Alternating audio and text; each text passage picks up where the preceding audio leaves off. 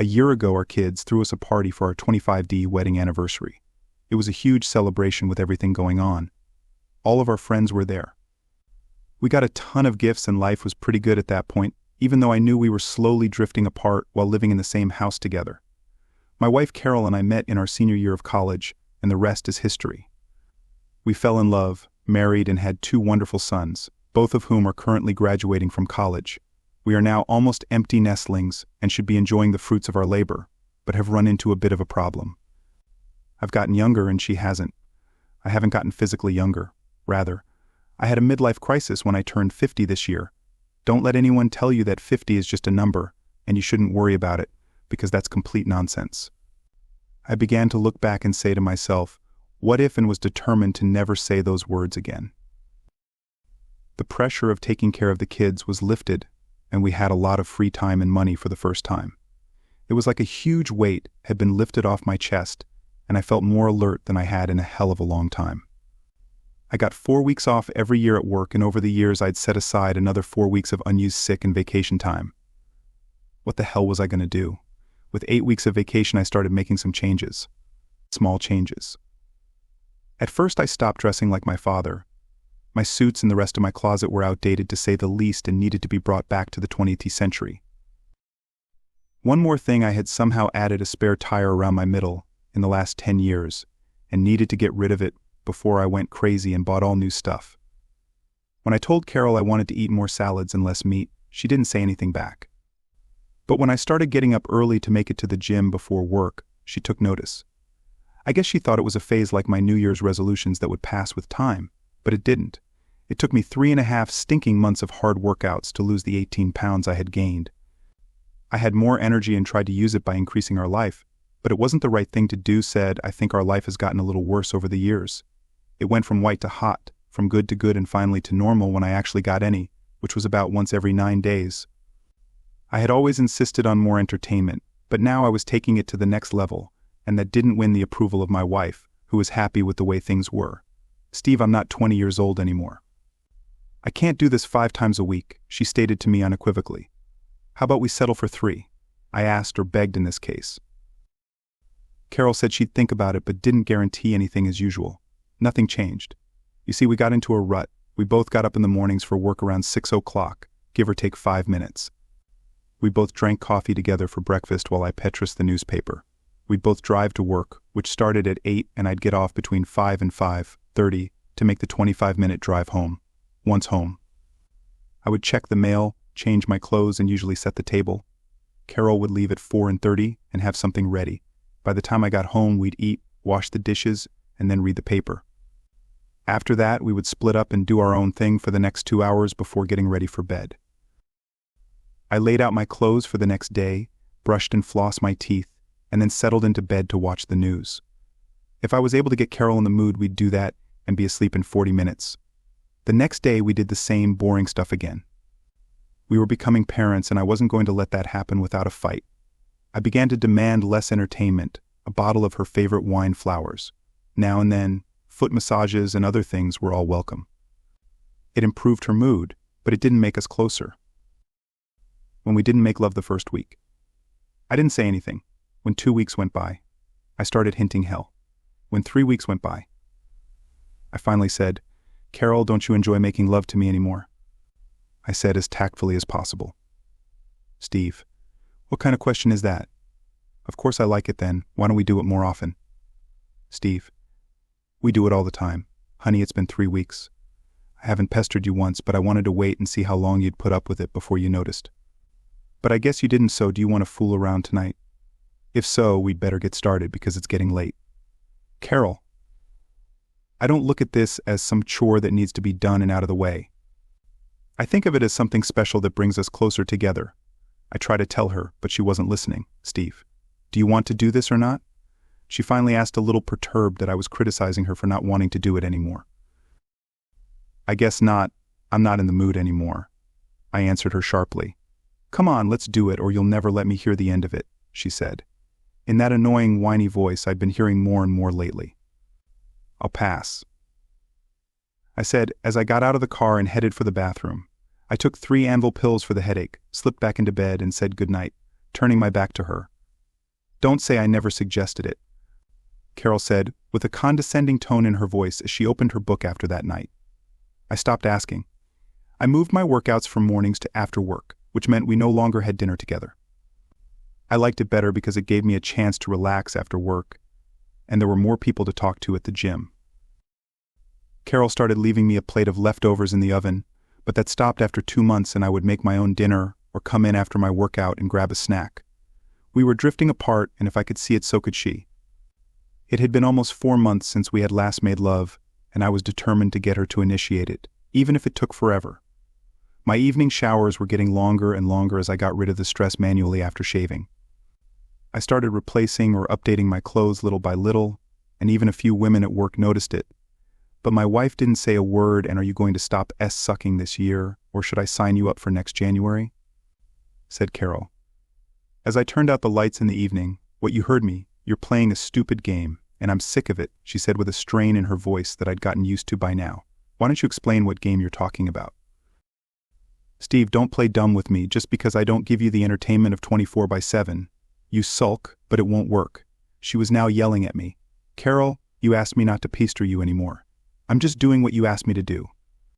You told me you weren't 20 anymore and you weren't interested anymore. So I was just waiting for you to be in the mood. Don't give me that crap. You're punishing me for not laying eagle on the bed for you every night, but that's not going to work." "I can last as long as you," she said snugly. "Listen to yourself. Carol, I'll show Steve, but I won't do it with him.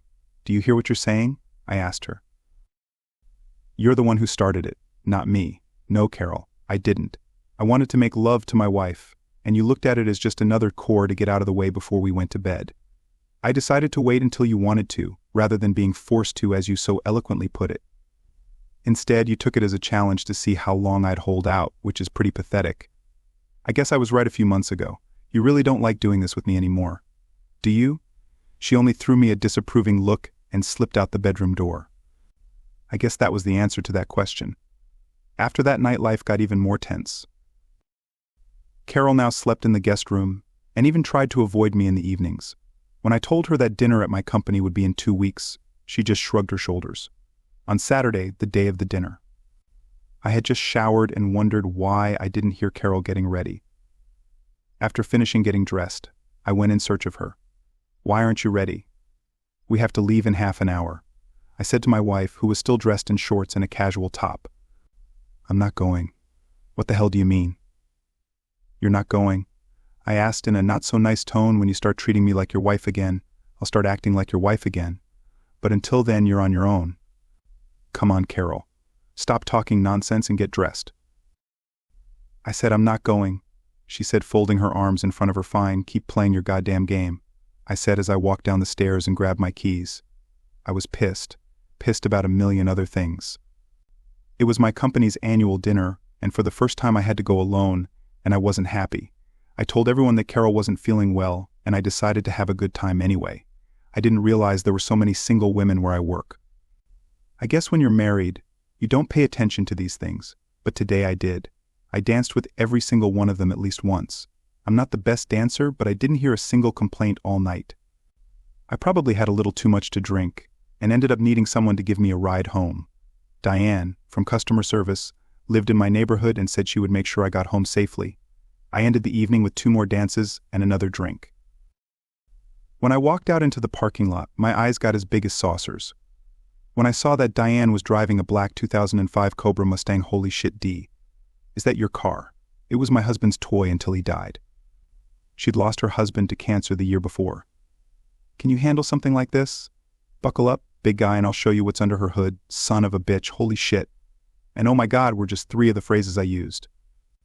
As we drove the scenic route to my house, Diane shifted through the gears like a race car driver and put me back in gear more than once. When she finally stopped showing off, we were back within the posted speed limit. I stalled for 6 months before I got the courage to pick it up. She told me I hadn't driven a stick in ages, and I had to retrain pretty quickly. It has a lot of horsepower, but you get used to it after a while. For me, it's a fun weekend car that takes the stress out of the week. If you weren't so drunk, I'd let you ride in it, she said, smiling at me. Ed, the 20-minute ride turned into an hour and a half because we stopped for coffee at Denny's. She told me about her husband, and apparently I felt obligated to tell her about Carol. You two should stop playing games. Life is too short to miss even one day. Take my word for it, I know, I agreed, but told her it takes two to tango. She whizzed down my street because there were no cars on the road. At 2 in the morning, she kissed me on the cheek and asked if I needed help inside. Getting inside won't be a problem. The problems will start once I'm inside, I told her with a smirk. She again advised me to get my head out of my ass and told me she'd see me at work. On Monday, as I approached the house, I saw Carol look out the window for a split second. It looked like she was waiting for me. Do you even know what time it is? An exasperated Carol asked. Not the slightest clue. Who was it that gave you a ride home? It was Diane. She works with me, I replied. I saw her kiss you for what I guess not for anything. I was just dancing with her tonight because my wife didn't care enough to go with me, I said, looking at her.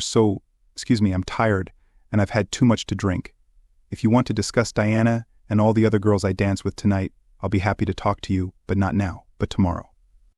After breakfast, I said. As I walked up the stairs, I slept like a baby. Over the next month, I struggled to bury the hatchet. I moved my workouts to the morning so we could have dinner together again. I was sick of all this crap, but I figured I'd make it a couple more weeks before I said anything again, and then Carol did something stupid.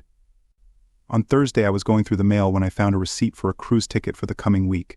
What the hell is this? I asked, holding it up. I was going to tell you about it tonight. My sister and I are going on a 7-day cruise in the Caribbean. It runs from this Sunday through next Saturday. I just need some time to think about my life, and you can't do that here with me. But you can with your sister Steve. I just need some time. It's no big deal, she said, trying to play it down. Carol, this is very important. If we drift further apart, there's a good chance we'll never be together. Is that what you want? Steve. I don't know what I want anymore, she said, looking at me. Well, I think I have an answer, I said, crumbling up the ticket and throwing it at her. I think I heard her yell something after me, but I made it out the door before I heard it. I think I had finally reached my limit. I went out to dinner alone and visited 2 clubs. I spent $30 on tips and bought drinks for 2 girls before I finally left a little after 1 o'clock. On the way home, I thought about all the places I wanted to visit but never got around to. California wine country stood out among them. I loved wine but could never talk Carol into going there. She thought it would be boring as hell. I guess if she could go on vacation with her sister, so could I. When I got home, Carol was already asleep. She'd left me a note saying I was a stubborn jerk for leaving her without giving her a chance to explain herself. I'm the asshole, I said to myself, crumbling up the note and throwing it across the kitchen. Bitch ran through my head as I went upstairs and gathered enough clothes to be absent, and she left. The Holiday Inn across the street from work was my logical choice. Since I had about 3 hours of sleep on Thursday night, I told the receptionist that under no circumstances did I want her to transfer a call from my wife, Carol. I turned off my cell phone and decided to hide for the next 72 hours. I did, however, check out the wine country tours. The 10-day tour, including airfare, meals and transportation, cost me just over $2,500. I booked it for Saturday when Carol was due back. As soon as I turned on my cell phone, there were 8 calls from Carol asking where the hell I was and why I wasn't returning her calls. I did, however, ask Diane what she was doing Saturday afternoon. If you're not doing anything, I'd like to take you up on your offer for a test drive. You think you're man enough to handle it, she said, with a smile. I guess we'll both find that out, won't we? I said, smiling back at her. How about 1 o'clock on Saturday afternoon? I got directions to her house and said I'd see her then. Saturday will take care of everything and Carol will be gone on Sunday, I thought to myself. Friday I stayed at work a little later than usual and had a full workout. I wrote up my vacation request and said I wanted my vacation pay. The following Friday I was really looking forward to it, only wishing that Carol would come with me, but I guess that didn't happen. Saturday I slept in late and had a hearty breakfast in the hotel dining room. It was a beautiful day and I made sure to dress appropriately, casual pants and tennis shoes. When I pulled up, Diane was just finishing washing the windshield. When she saw me, she smiled, just making sure you'll be able to see. Well, you know, that's one of the first things to go missing when you hit 50, she said, laughing. I think it's number 3, but damn it, I can't remember what number 1 and 2 are. Her car drove like a dream, a little stiff because of the racing suspension, but still great after a while. I was able to shift gears without thinking about what I was doing, and I even tried shifting once before I realized I was approaching 95 miles per hour. I need to buy something more exciting than the Volvo I'm driving now. It's certainly not my thing, but maybe I should get a Corvette. I told her as we slowed down to a dull roar, something I could drive to work every day, and that wouldn't break the bank. It was already 4 when we filled up the car on the way to her house. "Diane, do you have dinner plans? I feel like I owe you more than a tank of gas for your trouble. Don't you have plans with your wife tonight?" She asked, looking me over from one side and the other. "Not tonight." "How about buying me a drink since you say so?" "Go ahead. I need a shower, so pick me up around 6. If that's okay with you. 6 o'clock, but dress casual. I know a nice Italian place with great food and a fine wine." List. Paul. I had 5 more calls from Carol. I listened to each one as they became increasingly irritated. "Damn it. Steve, call me. I'm leaving tomorrow, and I need to talk to you before I leave," was her last call. I erased it along with all the others. The food was excellent, and we shared a bottle of wine. I didn't bring up the subject of Carol, but Diane spoke up. "How are things with you and your wife?" she asked, sipping her wine. "No, she's leaving tomorrow for a 7-day Caribbean cruise with her sister. I told her I thought you were going to work out your problems." I tried, but she wouldn't talk to me. When I found out about the cruise, I just left. "It was pretty stupid," Diana said. Without mixing words, she said she needed time away from me to think about us and where we were going. "How can you work on us if we don't discuss our problems anyway? She's flying to the Caribbean tomorrow, and I'm going on a 10-day wine country tour that starts next Saturday. You guys are still playing tit for tat, and you're both going to lose. If it's over, then it's over, and stop these silly games. But if there's still a chance, you two should grab it instead of going on vacation separately," she said, criticizing what we were doing. We haven't even slept in the same bed in over 6 months. I think my marriage is on artificial life support, and with her gone, it's just stalled. When I get back, we'll separate and go our separate ways. I still have enough years in reserve to start over. That is before I'm 95 and stuck in a damn walker. I still think you're both making a mistake, but these are your lives. I brought her to my house a little after 10. She invited me in saying she was alone because her only daughter had left for college. But I declined, knowing that if I drank any more, I wouldn't be able to drive. She looked too good and I wasn't about to embarrass myself. The week dragged on and I looked forward to the trip. I laid out my clothes and ended up buying 3 more outfits. Because I had lost another 5 pounds. I figured I could fit everything into 2 medium-sized suitcases. The maximum the airline would allow, and still not charge me a penny. Carol sent me 2 emails letting me know that when she got back we should talk. This could have been a problem since I wasn't here. I considered not even leaving a note but decided against it. I decided to take a little vacation. "I'll see you in 2 weeks," was all I wrote. At least she'd know I wasn't lying dead in a ditch somewhere. Why I didn't do it sooner? I don't know, because after 2 days I was already hooked. Every day we went to a different vineyard setup store, did tours during the day and wine tasting in the evening. With me was a group of 4 couples, a mother and daughter and a single woman. We ate together, went on tours, and just socialized. On the 4th day, the only single person in our group approached me. "Steve, isn't it?" she asked. "Yes, and your name is Lori." "Isn't it?" said I with a smile since we were among the odd ones out. "Would you like to go on a tour of some old Spanish missions tomorrow?" She asked. "They need at least 2 people, and you're the only one I know. Sounds great." "Good thing." I brought a good camera with me. They said it would take about 4 hours, including travel time and the tour itself. They'll send a car for us right after the winery tour tomorrow. Lori arranged everything that night. We sat together at dinner. Lori was divorced and said that every year she decides she's going to do something new. Last year she had gone deep-sea diving getting certified, and next year she planned to go on an Alaskan cruise beyond that. Who knows? She told me, "I see you're married. Why isn't your wife with you? She's on a 7-day cruise in the Caribbean. You don't like cruises." She wasn't invited.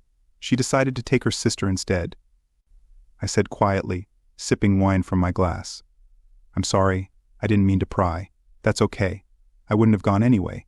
She doesn't seem to be interested in my company anymore." "Well, that's her problem. So as of tonight, you are officially my companion for the rest of the tour. That way you'll always have someone to eat and talk to." "Lori, we all eat together and always talk to each other," I said, looking at her strangely. "I know that it's just official now," she said, smiling and took my hand. The tour went great and I enjoyed Lori's company more and more each day. She told me that her ex-husband had traded it in for a newer model. I made him pay dearly for that move. Not only did I get 50% of our assets, but I got a monthly alimony check that I used to pay for all my little adventures. I only wish I'd caught it sooner.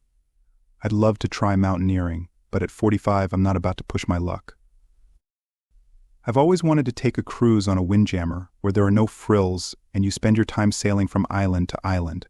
I would have done it a long time ago if it weren't for the fact that my wife gets motion sickness and I was paying for my son's college until this year. I told her, don't wait until you're too old to go and enjoy it, she warned me. We talked until almost midnight. Everyone else had already gone to bed.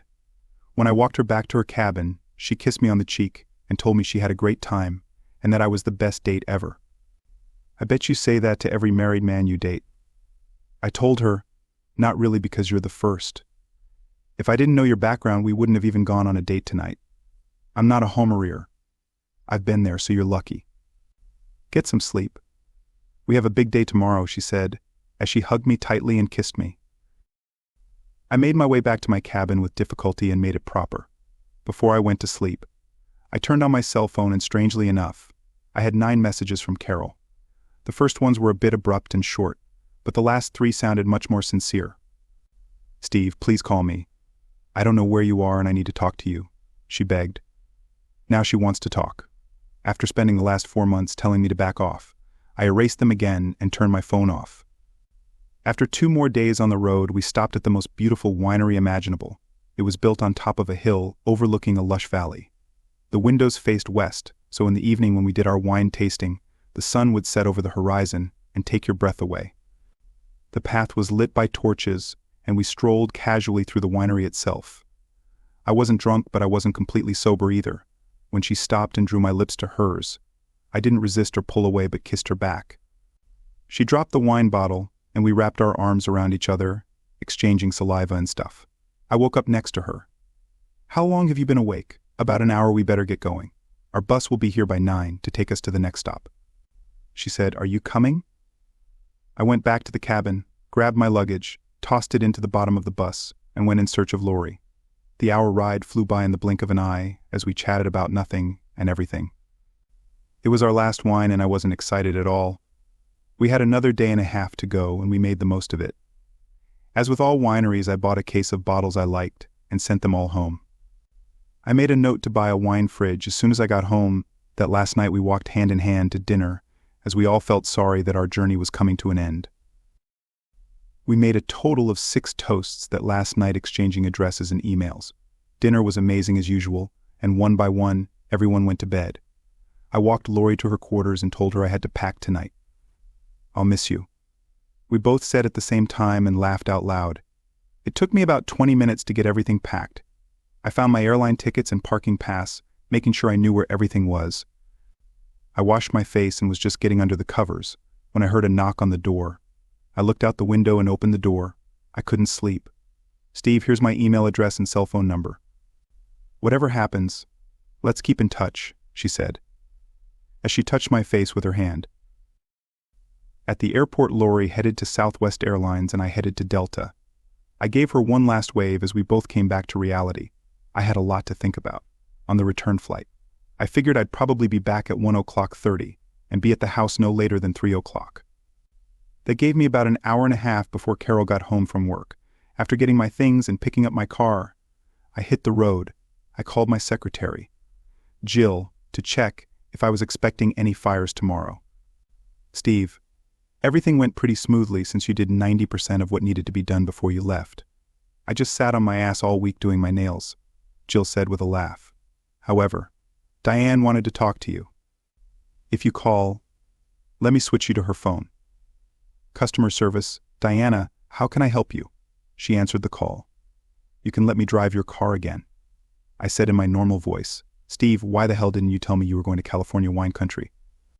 I would have gone with you. Diane, you know the house would fall apart if we both left at the same time. I said, trying to sound serious, and besides you'd probably want to play maid with me, and I wouldn't have any fun at all. All right, you better not be having fun if you know what I mean, she said, now a little annoyed. Don't worry. I've been a good boy. What did you even need to talk to me about? I had an unexpected visitor waiting for me Tuesday morning. Your wife. She wanted to know if I knew where the hell you were. When I said I didn't, she asked if I'd slept with you. Can you imagine she asked you told her yes, didn't you? You're crazy. You didn't see her eyes. She was hot, to say the least. However, I asked how she liked the cruise and she wanted to know how the hell I knew about it. I told her that you and I had had a few conversations on a friendly level and that I knew you two were having problems. Steve, we had a nice conversation for about 45 minutes and I told her, like you, that you were both playing with fire. By the time we left, at least she had calmed down. She thinks you won't be home until Friday, where she got that information. I have no idea, just keep in mind. I think you're entering a hornet's nest.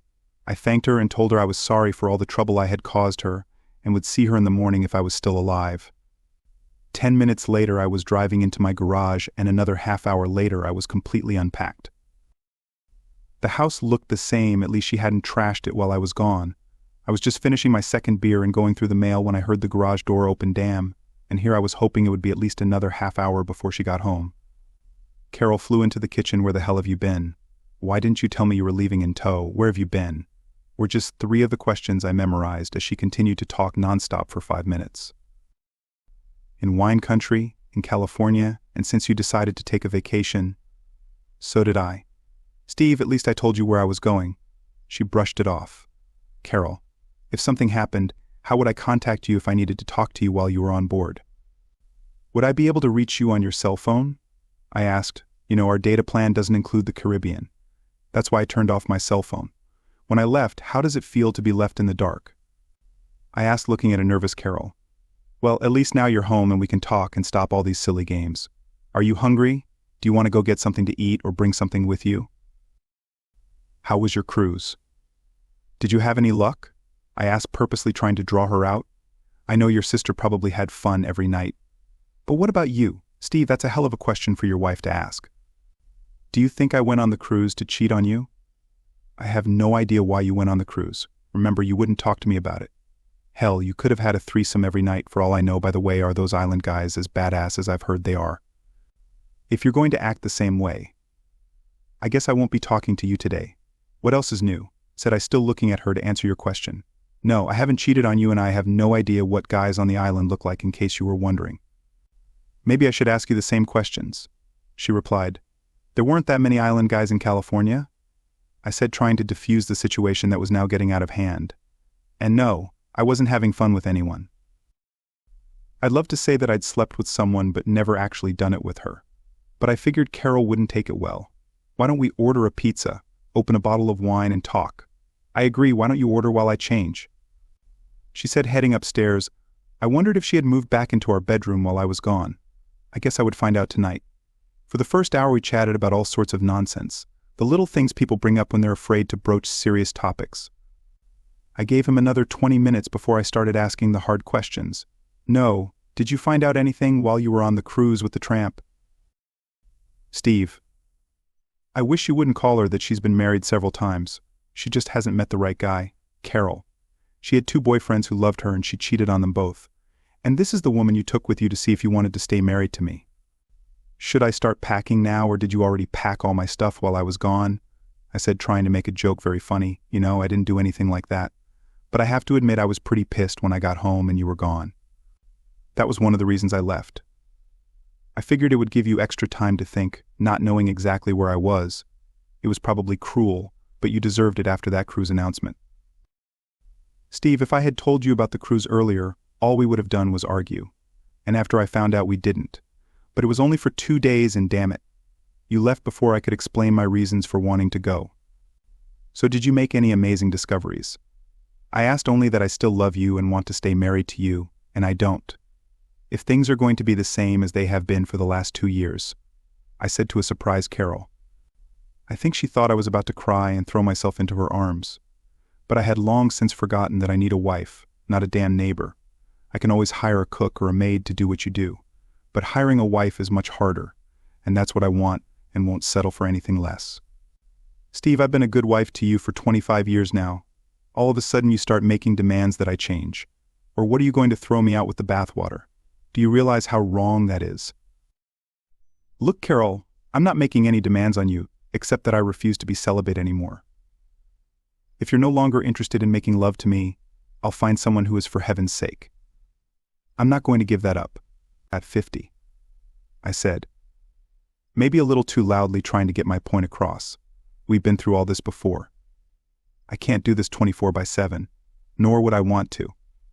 Carol, I asked for 3 times a week and you said you'd think about it. But I guess you thought I was kidding. Don't you miss our closeness? Of course I miss it, and I want it all back. But you started playing those stupid games. She chided me back. Carol, we started playing games that have only distanced us from each other so much that I have no idea how to even begin to be together again. I said sadly.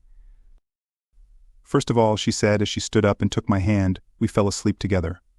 Breakfast passed quickly. I had to get back to work, having only gotten 2 hours of sleep. I looked a little tired. Looks like you need a vacation to recover from your vacation. My secretary. Jill teased me. She asked if I needed a cup of coffee, and there were a few things that needed my immediate attention. But by noon things were back to normal. I see you're still alive. Diane said as she walked past my office just before 4 o'clock. Were you two talking last night or just shooting each other both? I replied with a weak smile. I guess you can't solve everything overnight. Well, at least you're talking for a change, she said, and moved on. We talked, had fun, and talked again for the next month. We solved some of our problems but eventually realized we couldn't do everything ourselves. Carol had gotten David's name from a friend who had used his services years ago and said he was very good. At 3 o'clock on Tuesday afternoon, we found ourselves in his office. What can I do for you too? Was the first question that came out of his mouth. We both spent almost half an hour explaining how estranged we were from each other, the problems we were having. Look, I can't solve your problems overnight, but if you want, we can work on the issues that are tearing you two apart and see where that takes us. We both agreed and began the long road to recovery. We met twice a week.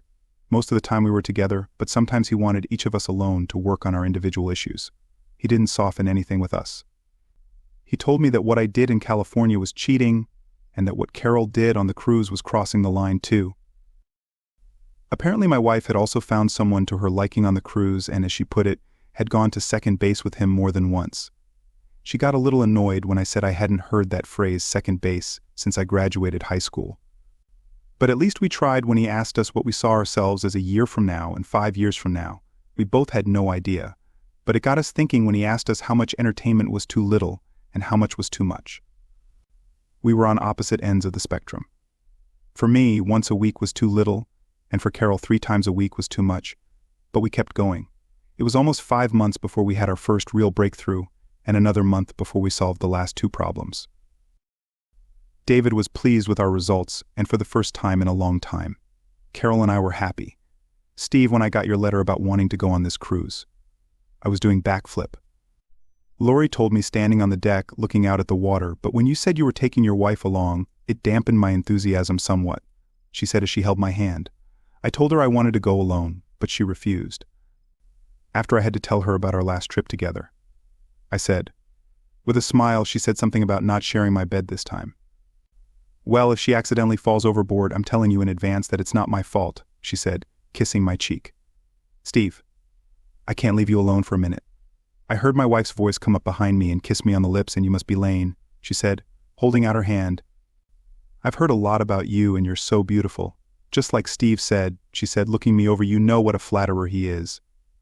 Lori replied, Not really, but he better start learning if he knows what's good for him, she said with a smile. Well, shall we go to dinner? I'm so glad you were able to move to our table because I still have a few more questions about the wine country tour that I need to talk to you about, she said. And they both laughed, looking at me as I brushed even more. I was dead meat and I knew it. The table in our dining room was set for 10 people, and by the time the waiter brought the drinks, everyone was seated. There were 4 couples including us, and 1 cute young guy who sat next to Lori. I nudged her with my elbow and gave her a thumbs up when she slapped my arm. The couples all introduced themselves to each other, giving their names and where they lived. I introduced us as Steve and Diane Moore from the sunny state of Florida, and looked at Lori, whose turn it was next. That's right, my wife Diane, not Carol. You see, we finally solved our problems with David's help, but not in the way we had planned. It seemed that we were both on different pages of our lives. Carol was at the point where she wanted to relax and let life take its course, as long as it didn't interfere with her casual lifestyle. She was starting to enjoy her freedom and didn't want anyone dictating to her what she could or couldn't do, including me. We talked about where we wanted to be a year from now and 5 years from now, and discovered we were not on the same planet.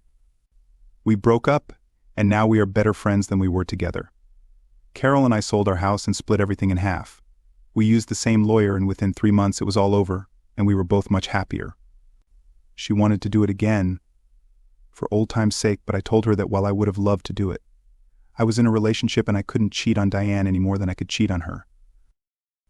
You see, a week after our last session, I showed up on Diane's doorstep. We talked, went out to dinner, but she told me there was no way in hell she was going to get involved with someone from work. I solved that problem by buying out my 8 weeks of vacation, cashing in my 401k, and buying a thriving travel agency. We started dating the very next day. Ed, I got an apartment close to work and rented it on a month-to-month basis. But after 3 months I moved in with Diane.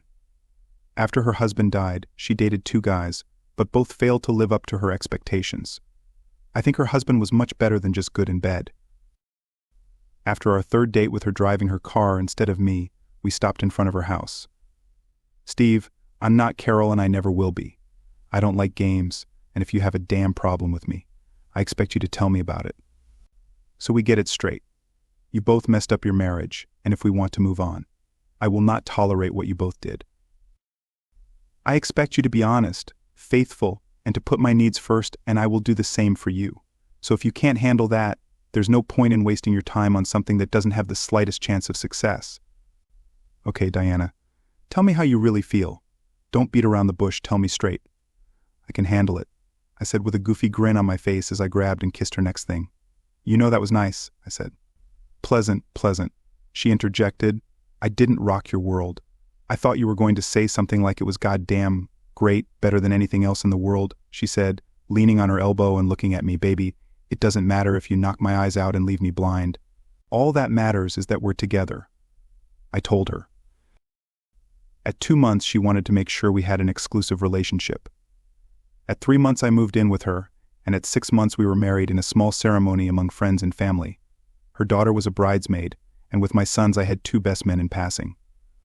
She asked if I wanted to invite my ex, but I told her it was our day, and although we remained on good terms, Carol was my past and she was my future. All she replied was good answer, since we never had the opportunity to take a formal vacation. I arranged a cruise for the 2 of us. I emailed Lori and asked if she was interested, and she immediately replied yes. Eventually I told Lori that I would take my wife, my new wife, and although she was a little disappointed, she still wanted to see the 2 of us. I just need to meet the woman who grabbed your ass so soon after you became available. We had a great time. Lori never picked up a young guy at our table, but she did mention a certain man in Denver that she really liked. He's nice and all, but he wants to make an honest woman out of me, and I don't know if I'm ready for that yet. Let me give you some advice, Diana said, leaning over to Lori and whispering to her, if he's worth it, grab him as soon as you can. If not, he might not be available when you're ready, she said, grabbing my leg. So if you'll excuse us. I want to try that new way you told me about. I can't promise. It won't accidentally slip in though, she said, with a wide smile as we walked hand in hand back to our quarters. The end. Thanks for watching. I hope you enjoyed it, so subscribe to my channel and watch the next video.